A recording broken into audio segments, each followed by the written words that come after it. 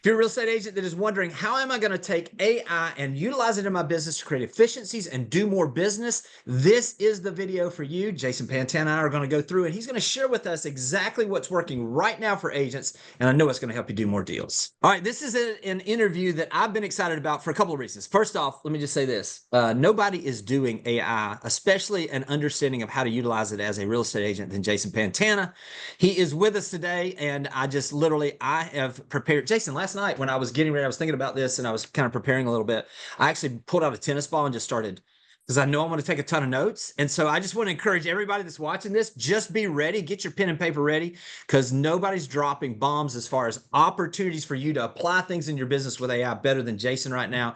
So Jason, let's get into this. Let's talk a little bit about kind of some of the things that we're seeing. I mean, I know for me, a lot of agents are coming up and asking kind of, what is it that we can do on the prompting side? It's like it became something where it used to be the person who had all the answers was the smartest person in the room. Now it's like the person who can ask the best questions or utilize the prompting. So tell us a little bit about kind of what this is looking like to you. And man, thanks for being here, man. This is you're doing such good stuff. Yeah, so first and foremost, I think I just put a quick definition on prompting. A prompt is simply an instruction telling an AI what you want it to do for you. It could be answering a question, it could be writing a piece of copy, it could be editing a video, depending upon what kind of an AI it is, but just a prompt is an instruction. So the question is, how good are you at being bossy? How good are you at filling in the gaps? You have to also assume this when you're dealing with an AI, and I'm guessing for most of the viewers and watchers, you have some exposure to a tool like ChatGPT. When most people think AI, they think ChatGPT, and that's not all AI, but that's a pretty good, it's kind of the OG in the modern generative AI world that we all find ourselves in right now. When you think about that, a lot of people's idea of prompting is, ooh, it's got to be this magic incantation. I've got to have this magic spell, and if I don't flip my wrist right and the wand doesn't make the spell cast, it's not going to work. And I'm like, wait. That sort of defeats some of the inherent functionality that powers these AIs. So I think it might be useful just for a quick little bit of history on where did these tools come from in the first place. And so I don't know, you probably knew this, Jimmy. Did you know that did you know about the paper that was written and released at Google in 2017? Yes. Yes. Oh, Yeah. so it's, Yeah. But please share that because yeah. it's interesting to see, where everything started. So it's a team of researchers, and they theorized this thing called a GPT, or a generative pre-trained transformer. You can see that's in the name of Chat GPT. And effectively, it was to AI what the flux capacitor was to time travel in Back to the Future. It was the mechanism that sort of enabled us to really push forward. But skipping ahead a little bit, if you've ever had a conversation with ChatGPT, you'll realize it appears to be programmed and trained for natural conversation. A lot of people are looking at it like it's a spreadsheet. I have to use if this, then that, the exact function or formula, or it's not going to do the right calculation. That's not what it is. You and I, Jimmy, could put the exact same prompt in and we'll get two different responses because you cannot fully predict what it will output because it's operating off of a neural network sort of structure. So the first thing I would tell everybody is chill out when it comes to prompting because it's not a magic spell. It's a conversation, it's an instruction. But I would also give you a warning to say, like, well, hey, AI does have a personality. When you're talking to ChatGPT, you can recognize that there are certain tells that, oh, it was written by AI. It's like this is a game-changing way to elevate this or that. It has certain language or words that are just tells. And so from that, you can also infer, well, I guess I need to be more specific in how I prompt it. And so here's really the moral of the story. Your ability to think through all the open loops and close them with the instructions of what you want it to do are mission critical. Most people who are getting outputs they don't like from AI, they're getting them because they weren't clear and specific, and AI filled in that ambiguous gray space. Does that make sense, Jimmy? Absolutely. And look, I love the idea of it being conversational. I would love for you to give some examples of that because this is something I've done where I'm utilizing and having that conversation. But I think a lot of people, they come in and they feel like, oh, well, I have to type in exactly what it is. And then whatever it comes back, that's where they stop and they're That's where missing they the whole stop. point. Yeah, Yes. And yeah. so And tell everybody a little bit about kind of that, what that conversation, a general one might look like, if you don't mind. so I've been thinking about this I'm going to answer your question, but I've been thinking about how we use Google search. And I think a lot of people who find themselves using ChatGPT have been trained to use internet-like platforms like Google, where you don't ask Google, why did you rank that link first? There's no follow-up conversation. You just run a search and what it gives you is what you got. And then you try to infer maybe why did it rank this or that. There's no conversation back and forth. And so you're stuck with the results where you just change your search. And you're right. A lot of people just start a new chat. Oh, I didn't get what I liked. I'll start over. But that's not the nature of a chat. It's a conversation where iteratively through the conversation, it can learn and then contextually get more information. In fact, you could argue that and I think ChatGPT is especially good at this. Um, the longer the chat gets within reason, it starts getting more contextually aware. What's also really interesting is ChatGPT a few weeks ago released the ability to look between all your chats. And so you're in a chat with it, but it's also looking at other chats for context or information. And if you think about that word context, that really matters a lot because the more it knows about you, the more it understands what you're trying to achieve, the faster of a quick study it's going to be. It's like having an admin who's worked with you for the last 20 years. They just know everything because their context window is ginormous. And so ChatGPT can get like that over time. But in terms of more of a conversational, oh, go ahead.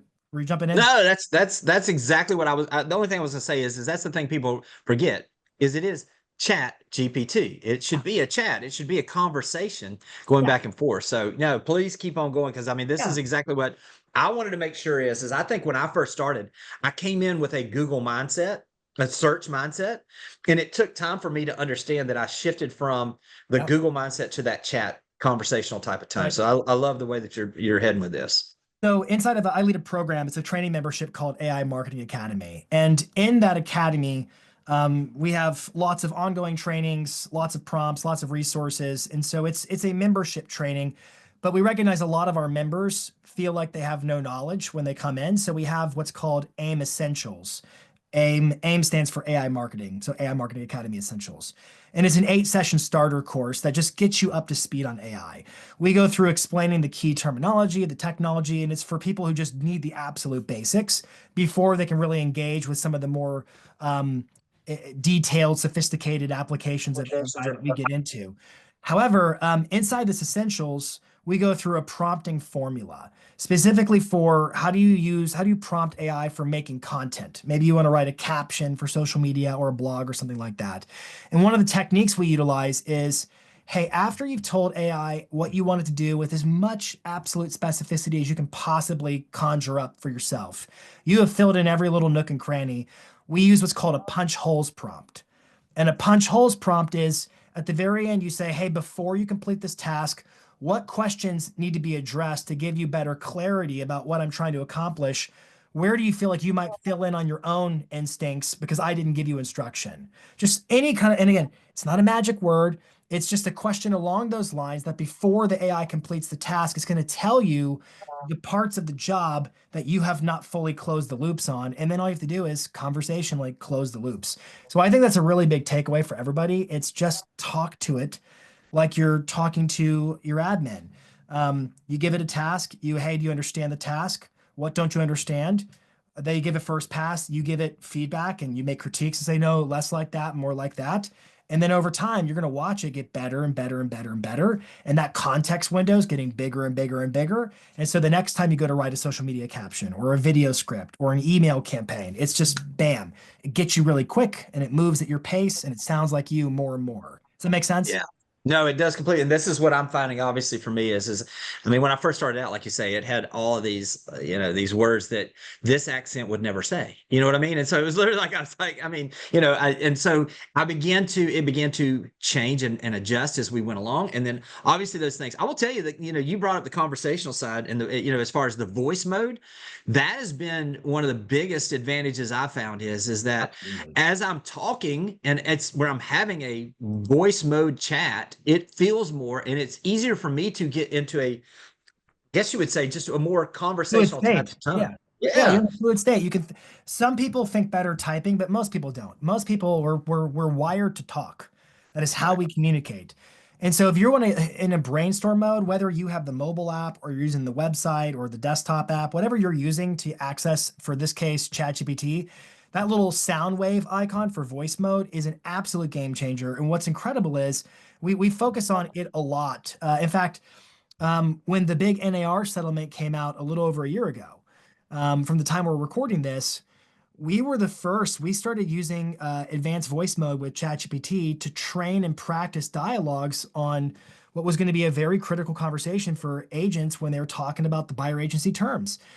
So what we did is we took a 108-page settlement that was the lawsuit settlement. We loaded it into ChatGPT. You can attach files to ChatGPT like you can attach files to an email. You're just giving it context. And then we said, hey, you're going to be a role play bot. And we gave it scenarios. We might ask you to role play where you're the buyer at a first time showing, or you're the buyer at a consultation, or you're the seller who's talking about fees and who pays what kind of a thing. Or it could be you're at a client party and somebody brings it up uncomfortably, whatever the scenario is. And then you dive into it and we give feedback. So we've been using it as a role play tool for a long. So I think your point about just brainstorming, getting in a state of flow, talking through ideas, but also for role playing. A lot of our members, what they do is they're en route to a listing appointment. I got this big price adjustment conversation coming up. The seller's really got a big driver personality. They're going to say this, this, and this. What you do is you grab your phone. It's connected through CarPlay or whatever Android calls theirs. It's through Bluetooth, and you're en route driving, and it's totally hands free. And you're like, hey, I could use some help practicing a really hard conversation I have to have with a customer. You're just driving. It's like having a phone call with ChatGPT. And then it's like, well, what do you want to know about? Well, here's the context. And you tell it what's going on and what the objective is and say, can we role play that? And then, hey, what questions do I need to answer before you're ready to do this role play accurately? That's that punch holes prompt where you just get to ask you questions and then you answer it. And it's like, let's go. And you're practicing a critical dialogue en route to an appointment. And to me, those are huge opportunities to leverage AI as a massive efficiency gain and also a way to improve your skills. So yeah, no doubt about it. Hey, listen, Jason, this is why I appreciate you and Tom really got on that early. That was literally when that was going on. I had gone out to Dallas to see Tom. He picked me up at the hotel and literally he says, check this out, and started doing that. And I was like blown away. And now here we are. Here's the thing is how many agents have actually utilized it though? I mean, here we are, not enough. I not talk about enough. it all the time. I ask the hand, like maybe 10% of a room raises their hands. And I've done like 30 or 40 events this year already. It's a huge opportunity, but what a lot of people don't know is that on the mobile app of ChatGPT, they also have video mode where it's not just a voice conversation, it's a FaceTime. So it can see your face. It can see either camera, the selfie camera, the main camera, whatever you want it to see.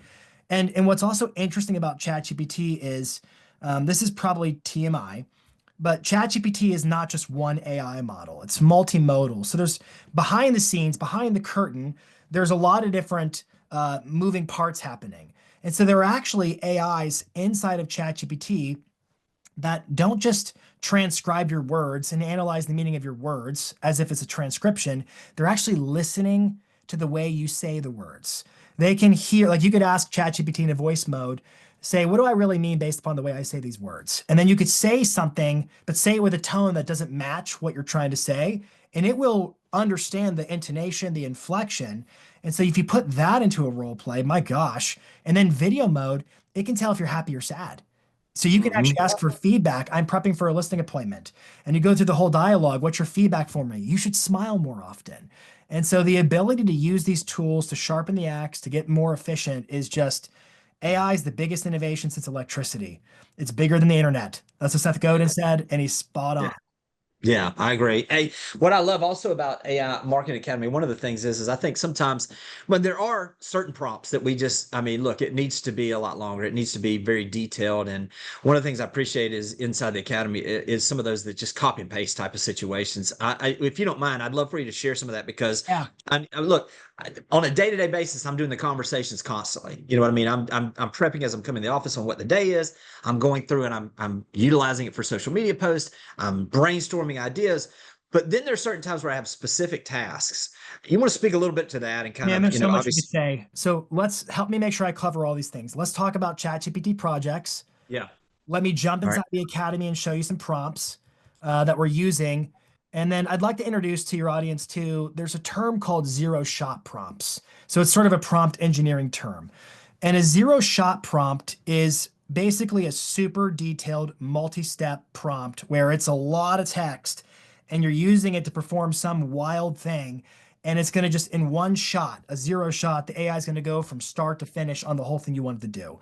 So I want to juxtapose that against conversational prompting, which is a little bit more casual, more of a just talk, it talks, you talk, it talks, and you work your way kind of like a sculptor works the way toward the end result versus zero shot prompts, which is like, hey, we've got this thing dialed in. Now, before I get into them, I'll tell everybody the way these prompts that I'm going to share with you today are developed are through conversational prompting. So what will happen is I'll get into a chat with ChatGPT. Usually it's in voice mode, and I've got a crazy idea about what AI could do. And then I'll just sort of go back and forth, back and forth, back and forth with the AI about how do you get it to do it. And then eventually I'll get the AI in that chat to complete the task I wanted completed. And then when I'm all done, I'll say, hey, review this entire chat. And I want you to give me one prompt that if I just used it from the very start, it would have worked as a zero shot prompt.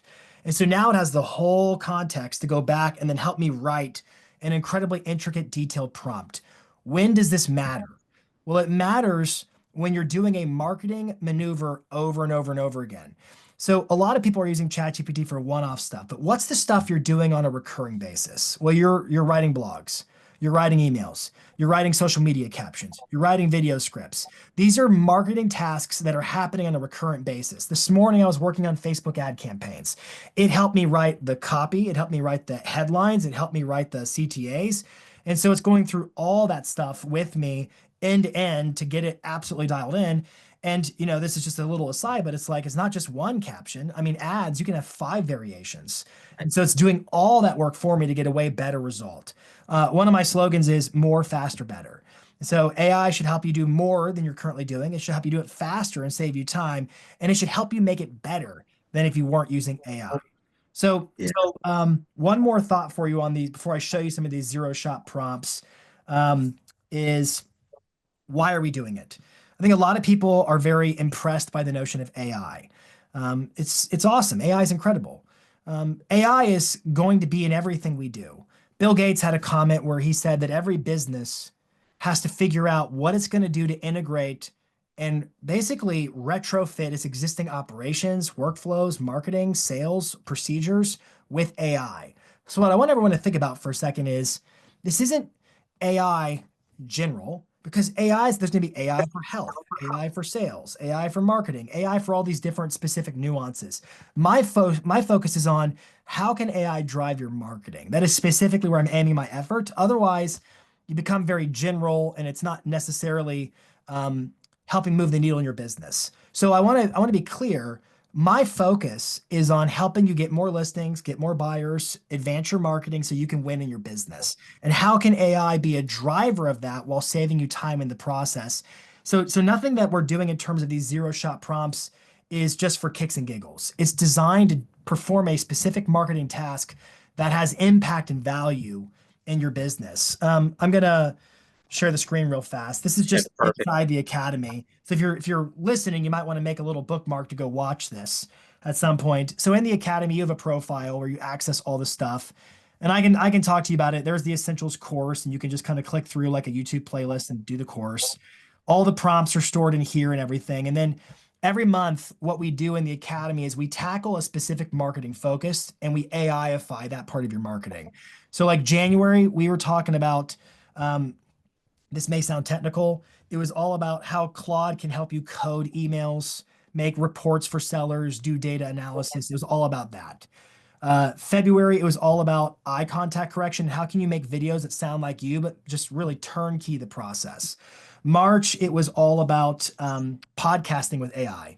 Literally having podcasts come up with the contents. It's a voice that sounds like you, but you didn't say a word, and you're actually generating real podcasts for different areas of the marketplace, like podcasts just for downsizers, podcasts just for first-time buyers, and things like that. In April, we talked about not search engine optimization, but answer engine optimization. How are you getting yourself to rank when people, because more and more sellers are like, who's the best realtor in X area? And they're asking ChatGPT when formerly they would have asked Google. So how do you optimize yourself to rank for that? And then this month, we're going after video clones. So I'm going to train you this month on how to create a video that looks and sounds like you and how to create talking head videos that are exactly based upon what sellers are searching on YouTube. You're going to start a new YouTube channel with me, and it's going to have video, video, video that you didn't film. It's going to be completely out of thin air, just positioning you to be discovered and found as the answer and the source of knowledge for sellers in your marketplace who have questions. The more deep and detailed the question, the stronger the intent of the seller. So we're talking about bottom of funnel, inbound lead generation opportunities. I don't want to scare you, No. because it's all end-to-end training. And I think a lot of people, I don't mean to be so much of a filibuster here on this podcast. No. A lot of people are looking at AI like it's just text, like it's just ChatGPT, but it's actually multiple. It's multimedia. It's words, it's images, it's sounds, it's videos. And so you got to look at AI as a solution for your entire multimedia marketing mix. When you think about what marketing is, it's words, images, sounds, and video. And so I always try to kind of stay in all four quadrants pretty evenly so we can really just, again, AI-ify your entire marketing mix. Okay, so prompts, I was going to show you some of these. If you just click on the resources to view all, there's a little explainer video, but we just have prompts loaded in here. So for example, I'll just click on, these are zero-shot prompts. So like here's one, it says Grok local homeowner sentiment analysis. So there's an AI, I can click view resource. And if I look at it, it explains what this is. So there's text to explain, what is this prompt going to do? How do I use this prompt? And it gives you detailed instructions. And so Grok is an AI, like I could just go to grok.com. Grok's owned by XAI. And XAI is the only, or Grok is the only AI that has actual connections to a real-time social media feed. And so just really quick, what a lot of people do with AI is they ask it to brainstorm ideas for videos. Hey, what are some ideas I can make for videos? And one of the challenges is they're usually asking ChatGPT, and ChatGPT's web search is performed by Bing search. And so the information that it's aggregating and pulling in is probably not the freshest, latest content that's going to make for the juiciest topics of videos.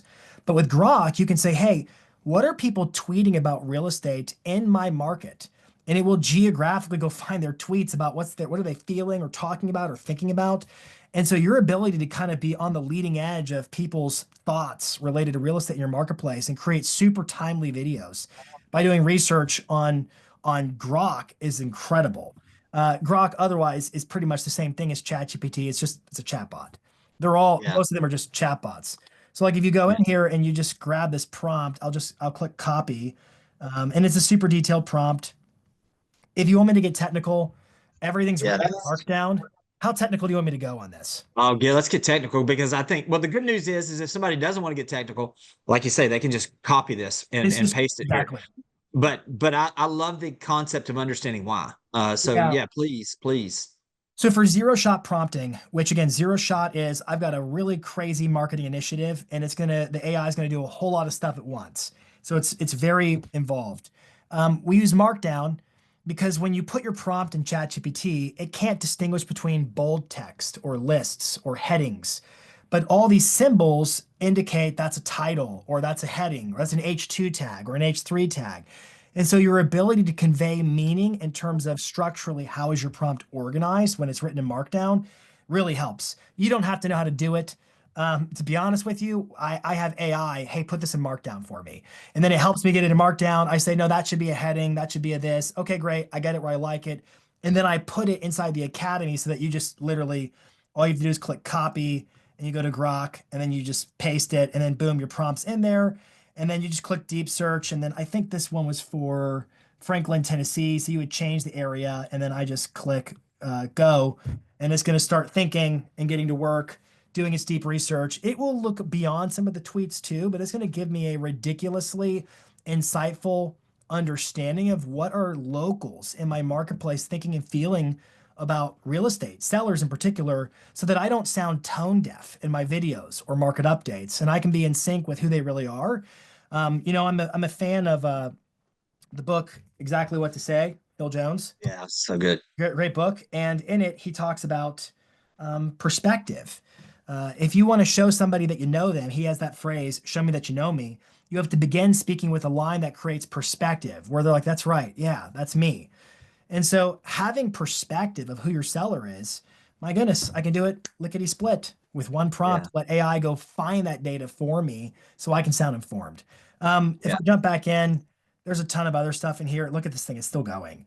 So it analyzed for 47 seconds, it looked at 60 sources, and now it's writing a whole synopsis for me about what was methodologies, what are the findings, how are people feeling about it, key psychological motivators. And it's doing what was in my prompt. So, like, if you look at the prompt, it told it what sources to look at. It told it what analysis objectives I had. It told it the scope and so forth. That's just one example. If I go back into the resources, um, I'll give your group a sneak peek. So this is what I'm going to use for the training we're doing this month, which is write local YouTube scripts using real estate seller keywords. And so if you open up this resource, it explains what it is. It explains how to use it. And so it tells you we're going to use a tool called AnswerThePublic.com. And what's super cool about that is if I go to AnswerThePublic.com, um, it will actually tell me if I click on YouTube, I can do a search like sell home. And I'm in the US, and it will tell me what are all the related searches to selling a home on YouTube in the US. And then I can just quickly like download that data to a spreadsheet. And then guess what I do with the data? I drop it into a chat, and then I use my first prompt here, which is this first prompt is it's going to analyze all that data. I'm never going to look at it. So it's going to dig into it, and it's going to find what are the most opportunistic searches that sellers are asking that are super detailed questions. And then it's going to come up with a list. Look, if it's step one is analyze the keywords on YouTube. Step two is title ideation and localization. So what it's going to do is it's going to create YouTube optimized video titles. So like we know that YouTube's a search engine, not a social network. And so the keywords in your video title tell YouTube what your video is about so that it ranks in the right searches. And so it's going to create the right titles for you so that when a seller indeed goes on and asks that question, not only are you going to be optimized to rank in those keywords, but it's also going to be locally optimized so that it's geared towards sellers who are also concerned or interested in your geographic area. It's all baked into the prompts. And then it's going to produce 50 optimized YouTube video titles. So it's going to literally write out the 50 titles based upon the data that are the best opportunities for you. And then it's going to go through a compliance and integrity check. Don't make stuff up. Don't violate advertising laws. Don't violate fair housing. Don't give financial, legal, tax advice, things like that to try to keep us safe and wise. And then there's a second part to it. The second prompt is it's going to go through and it's going to one by one write the actual video script for each of the videos of those specific topics. And it's going to be written, if you read through here, it's going to be written and optimized for YouTube. So like it's going to know you've got to tell the audience what they're going to get in this video out of the gate. It's going to follow best practices for YouTube. You're not going to introduce yourself right away. You're going to hook your audience, but then you're going to introduce yourself and prime them for what you're going to cover in the video because the video script's going to be written in a way where it's designed to keep people wanting to watch for longer because we know that YouTube values watch time. So the longer somebody watches your video, the higher it's going to rank in search results because it's deemed great content. And so all you have to do is literally copy and paste this, and then it writes your first script. It's also coded on how to sound like you or speak in a specific way so that it comes out sounding like your script. And then what we'll do from there is the AIM members will just plug their names in and their local markets in, copy, paste, copy, paste, copy, paste. And they're going to write their video scripts, all 50. And then I'm going to show them how to create their avatars where the AI looks and sounds like them. We'll just plug the script in, and then we'll just click export, and it will give us the video. And they're going to start posting videos on YouTube to a new channel that's specifically designed to get sellers who are searching and answer their questions. So like those are examples of zero shot prompts. Mm-hmm. Yeah, that's all. That's all. It's not too much to it. No, that's listen, Jason, this is what gets me excited is a lot of these things are things that have taken weeks to do some of the research, and it's never as complete as what you just did in seconds.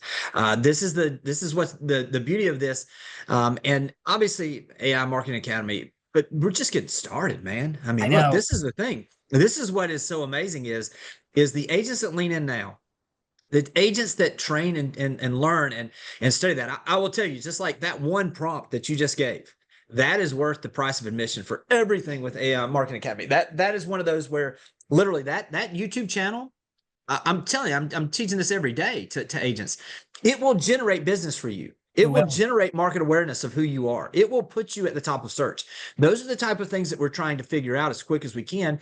And literally, we're talking about taking a couple of hours and you've got all of this done. I mean, this is pretty amazing stuff. So, yeah, Jason, let's do this too. You just briefly brought this up. I don't want to go too deep into this, but tell me a little bit about some of those. I mean, obviously you mentioned Grok. You mentioned a couple, ChatGPT. Grok. Are there any other tools or Oh, there anything in are. particular? I mean, that obviously that, the top three right now that you would say, obviously 11 Labs, I'm sure is one of those. And Yeah, anything else right now that you would make sure that people should check out as we kind of wrap this up. And then obviously we'll do yeah, this again. I think this is totally. something we need to do again here in a few weeks, but this is tremendous. So I just want to make everyone aware of this. If they do get in the academy, the capstone session in that course, the starter course, is assembling your AI tech stack.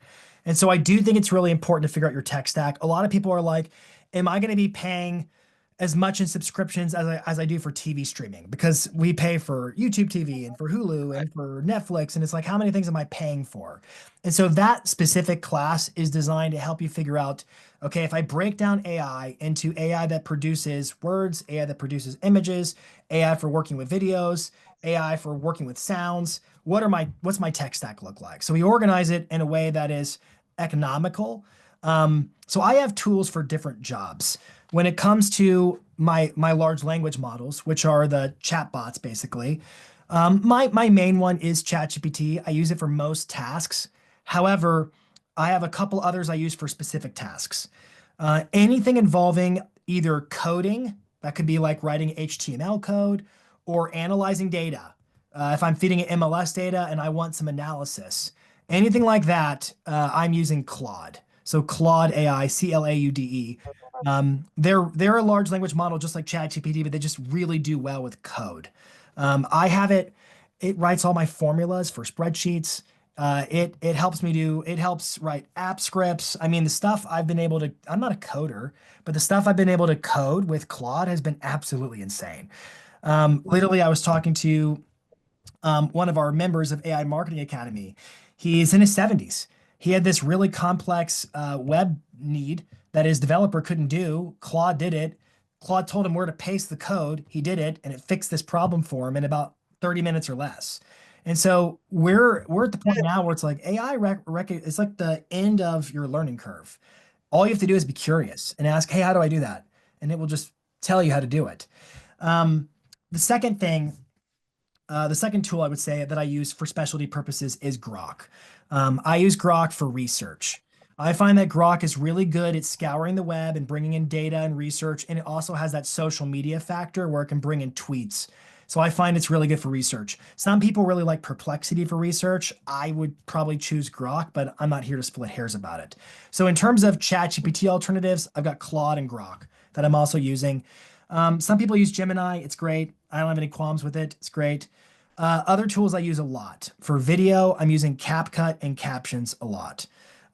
They've got a lot of great AI features. For design and image work, I'm using Canva a lot. Canva's got great AI. They've made some really smart Yeah. acquisitions using a lot of Canva. Adobe has too. So whether you're using Adobe or Canva, it could be either or. It doesn't have to be both, but they've both done great with that. For working with sounds, 11 Labs is definitely the best option right now for cloning your voice. So we're using that for podcasts that sound like you, for writing video scripts that sound like you. What's really great about it is you can actually sync or link your 11 Labs voice to your video avatar. I recommend HeyGen, HeyGen, for making a video clone of yourself. And then I link it to your 11 Labs voice so it sounds like you and it looks like you, and it's great. I would say those are some of my biggest tools for AI right now. I also love a tool called Notebook LM, which is free. Google owns it. It's for generating podcasts and it's remarkably useful. It's really It's the good. first time I've heard that. Oh, you Really haven't look, heard I'll Notebook, check it out. dude? You haven't I heard have Notebook not. LM? I have not. I have You know what not. it So is? that was the first one. The last one that you said was the first one that I have not. So yes. So Can yes, I I've tell got you it what written it down. is? Huh? Can I No, tell you what it totally. is? Yeah. Okay, so this company has this idea to help college students, where college students are busy, they have so many classes. What if we could create this AI tool where they could drop in their resources and materials for a given class, and it would synthesize AI listenable podcasts that go into the topics of the class on whatever sources they feed it. Google's like, brilliant. And so Google buys this company and makes it free for everybody.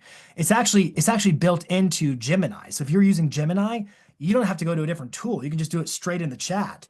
And they call them audio overviews. But if you go to notebooklm.google.com, that's the link. It's free. I don't pay for it. You can drop up to 50 sources.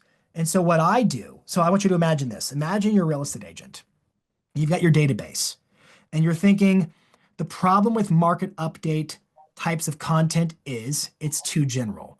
I live in Nashville and a Nashville market update isn't useful to anybody who lives in Nashville because it's too general. I need market updates that are more geographically focused or more price point focused or something like that. So imagine separating your database into these are all my downsizers. These are all my upsizers. These are all my first timers. These are people who are buying under $1 million or over $1 million or in this zip code or that zip code. You go into your MLS, you download MLS data. You have a tool like ChatGPT or Claude or whatever, analyze the data, and you put that information into Notebook. And then you go to Grok and you use that prompt I just gave everybody, the homeowner sentiment, and you have it scour to figure out what are people feeling about real estate in Franklin, Tennessee. And then it geographically isolates that area and then hones in on what are people around there talking about. You drop that into your Notebook LM. And then you tell it, hey, produce a podcast that is about this area, and it's going to attribute me as the source of this information so that I get the street cred, so to speak. And then it will generate a podcast. Have you ever heard these before? Yeah, no. Can I let you None of do this. it? Let me just let you listen Yes. a little bit of a clip so you Yeah. can hear a little bit of what it is. I had a slide open, so I'll just use this one really quick. Yeah, that'd be great. Just listen really quick to how lifelike it is. Well, hang on. Here we go. Hey everyone, welcome to your personalized deep hear it? dive. Yes. We're going to be talking about the Franklin, Tennessee real estate market. Oh, Franklin, Tennessee. You know, we know that you are interested in what's happening with homes in the area. So Yes. we've put together this deep dive just for you. It's such a cool area. It really is. I mean, I love that blend of Southern charm, but it also has that modern feel, Yeah. almost a little luxurious. It is. And it's no wonder it's become such a desirable place to live. Yeah. So to kind of get a clear picture of, what is going on in the market, we've got some really interesting sources for you guys today. Oh, absolutely. First off, we're going to be hearing from Jason Pantana. Okay. He is a trusted local Hey, give real a estate shout out. expert. Yeah, this is great, man. What you Yeah. can see is just, man, you can use know. that for so many applications. AI Yeah. is a force multiplier of your marketing mix. Yeah. Biggest thing I would say is as we're doing all of this is don't get overwhelmed with all this. If somebody's listening, get started. And as I'm seeing things, look, there's so many new things that are coming, and like that is a perfect one that now you've just ruined the rest of my week because I'm that person that wants to tweak and try and test. And so now I'll be in there working on it all week. But I would just say, just get started. And look, there is no easy button in real estate, but if there were an easy button for AI, it is AI Marketing Academy. And so, man, tell them how they can find some. Listen, I mean that it's amazing what you've been able to aggregate for agents, and literally, it's the best tool I've seen, and it's nothing even close. So, how would they find more information out about that? You don't mind? So they can just plug into their web browser, any web browser, go to aimarketingacademy.ai. It's not a .com, it's .ai. And when you go there, there's a whole landing page. They just click join now, and they can choose a monthly or an annual membership. There are no contracts. It's just put yourself in. And the retail price on that is, and well, before I get to that, I want to echo your point. Like, don't get overwhelmed. The entire way we've structured AIM is every month we're going to AIify a specific part of your marketing. And so what a lot of our members do, like they jump in and there's already stuff for January, February, March, April. So a lot of people are joining like little mastermind groups where they're working through the content, kind of like a book club with some friends and peers. So that each of them becomes a member and they're all getting that accountability so that they're just chipping away at the block. Hey, I'm going to fix this part of my marketing with AI, and then this part, and then this part, and then this part. And what's great is you're learning AI as you go, but you're getting the results immediately because you're putting it to work for the most opportunistic aspects of your marketing to grow your business. The retail on it, we charge $199 a month. The annual package is just under 2,000. So there's some savings if you do the annual package on that.